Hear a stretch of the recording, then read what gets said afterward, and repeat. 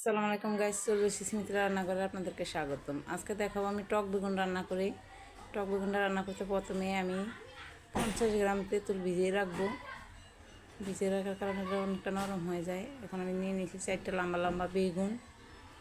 ভালো করে বেগুনগুলো দুই ফাল্টা করে নিব।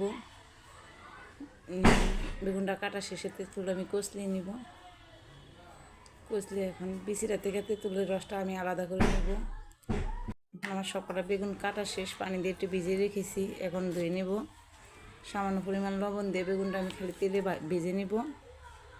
এখানে আর কিছু দেওয়ার প্রয়োজন নাই, খালি লবণটা দিয়ে আমি ভেজে নেব। এখন বেগুনটারে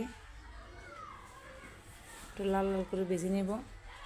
ভিডিওটা যদি ভালো লাগে লাইক কমেন্ট শেয়ার করবেন আর একটা সাবস্ক্রাইব করে যাবেন। এখন এপিট ওপিট করে ভেজে আমি এখন নামিয়ে নেব বেগুনটারে। এই বেগুনটা দিয়ে ভাত খেতে অনেক মজা হয়। একবার এই রেসিপিটা ফলো করে রান্না করে খেয়ে দেখবেন। বেগুনটা ভাজা শেষ, এখন আমি চলে যাব রান্নার কাজে। এখন এখানে দিয়ে দিয়েছি আমি একটা দারচিনি, 2টা এলাচ, 2টা তেজপাতা ছেড়ে দিয়ে দিয়েছি 5 ফোড়ন দিয়ে এখন একটু ভালো করে ভেজে নিব। এখন দিয়ে দিব সামান্য পরিমাণ পেঁয়াজ রসুন। এই বেগুনটা রান্না করতে তেমন একটা তেল কিছুই লাগে না, কম তেলেই হয়ে যায়, পেঁয়াজ রসুন কমই লাগে। দিয়ে দিব একটু আদা রসুন বাটা। আর সরষের তেল দিয়ে রান্না করলে অবশ্যই আরও সুন্দর হয়। আমি এখানে সয়াবিন তেল ব্যবহার করেছি। দিয়ে দিব সামান্য হলুদ, মরিচের গুঁড়া, লবণ।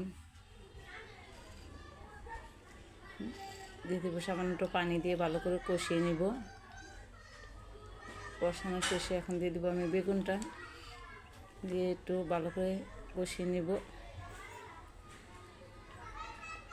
কষিয়ে নিয়ে এখন আমি দিয়ে দিব যে তেঁতুলের রসটা। তেঁতুলের রসটা দিয়ে দিব এখন সুন্দর করে দিয়ে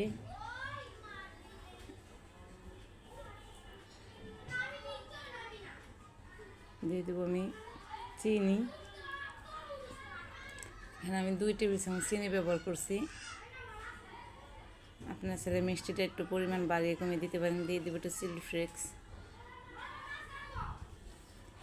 দিয়ে এখন ঢাকনা দিয়ে ঢেকে রেখে দিব। এখন শেষে দেখেন কত সুন্দর।